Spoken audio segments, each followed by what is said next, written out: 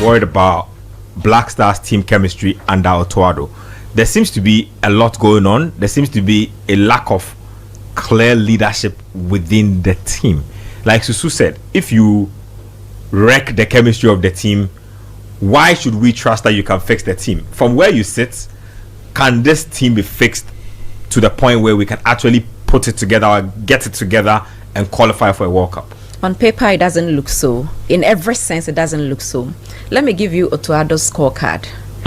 He's played 10 games since he's been here. Yep. We've won only 2.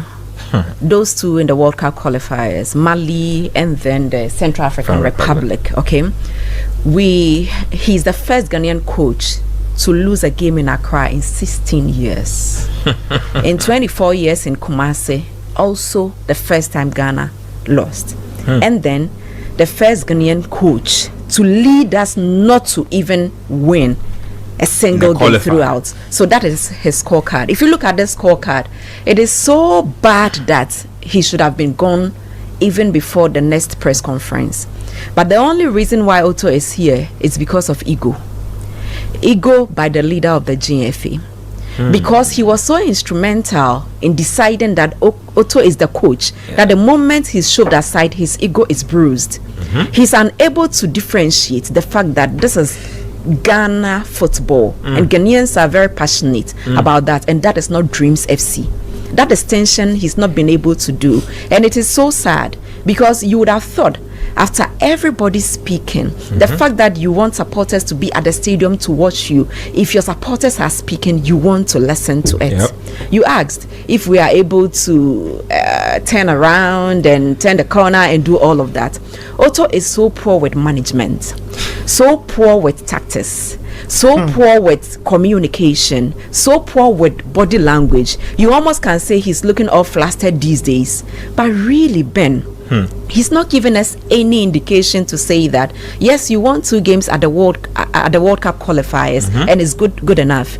If you win 2 games of 10, it is poor. And I feel that the FA's deeds are catching up with them, and it is one reason why they find it difficult beyond the ego, because they came in even before they settled. Kwesi Appiah was not good enough. CK Akono had to leave after we drew with South Africa, I think. And then Milo came. I think we lost to South Africa. We lost.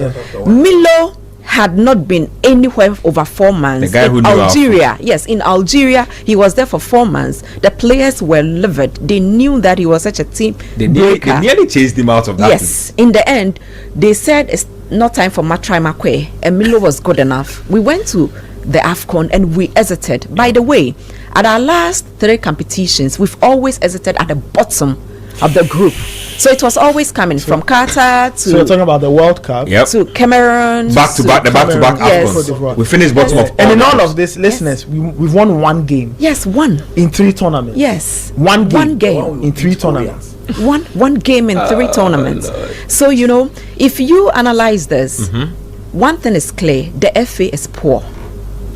And when I say their deeds are catching up with them, they have sacked so many coaches that now they don't have the moral impudence to say that this one too is bad enough, even though he's worse than those they sacked. And that's the kind of ego that I am worried about, because you cannot have a national treasure in your hands and believe that you should run it as your own.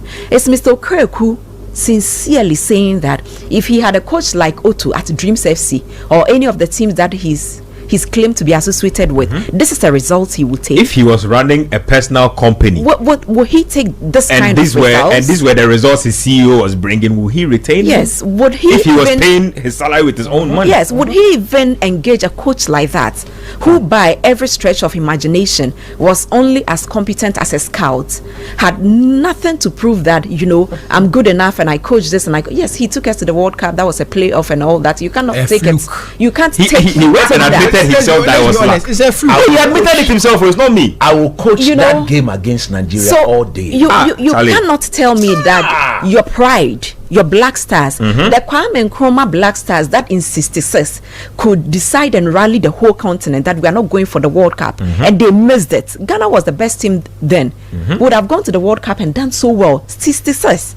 They decided, Ohinijan and others Kwame Nkrumah decided that, giving Africa and Asia one slot for us to do a playoff and eventually lose to the Europeans wasn't fair, because our game was catching up. This was the time the Black Stars could beat Germany 3-0 and others, and they could stand on their grounds that until you give us a slot on our own as Africans, we are not going to the World Cup, and they did. It is how by the 1970s things had turned around and we kept having slots improved and others. That kind of Black Star has standards. Are you telling me that if you cannot qualify for a Nations Cup that is expanded with more teams, we should sit and have a marathon meeting, and come back to say that we are undecided? I think they are just 10 minutes meeting. I do think that they are setting the tone to make sure Otto stays. And you see, let me just remind you guys of something that also happened within the week. So there was remember there was supposed to be a retreat. Good. Now you people should stop this misinformation you are putting out there. When you put a statement on your website and you say Ghana football retreat rescheduled, if I read the statement, I expect to see a different date. You said it was going to happen on the 28th. If it doesn't happen on the 28th and you don't provide the date, it is not a reschedule. You have put it on hold. That is what you've done. And we rubbish them. Now that retreat looks like it looks like the retreat won't happen. It won't happen. In any case, Ben, case, if they want to discuss Ghana football, our big sister is here. Chris is here.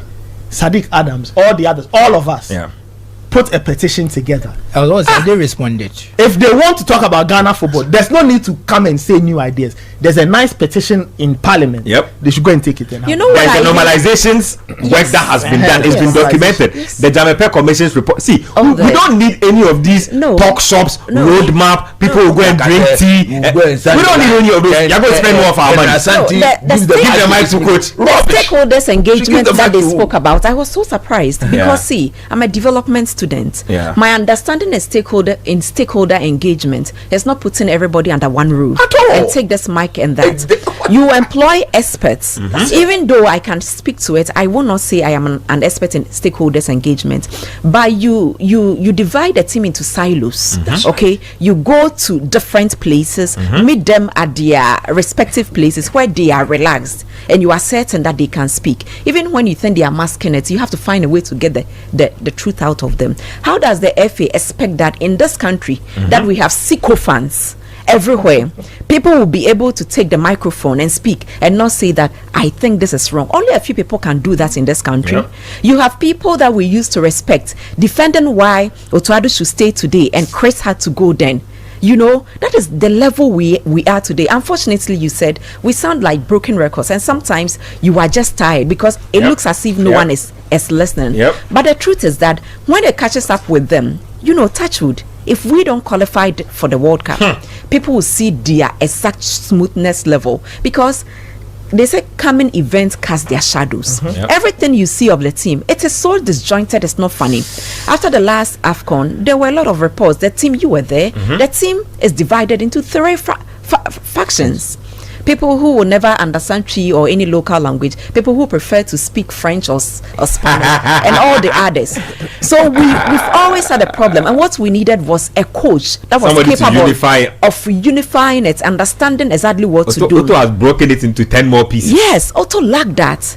And somehow the people who lead the FA, those who take the big bonuses, those who have our trust, they are entrusted to manage our football, seem to think that all these decisions they are taking are right.